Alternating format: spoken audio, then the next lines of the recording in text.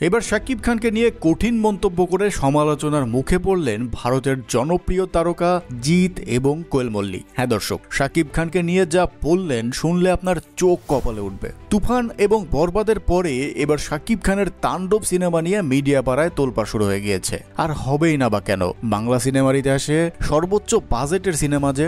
Superstar Shakib খানকে নিয়ে হিংসাতে জ্বলে যাচ্ছেন নাকি একসাথে সিনেমা করার আভাস দিলেন ওপার বাংলার তারকারা।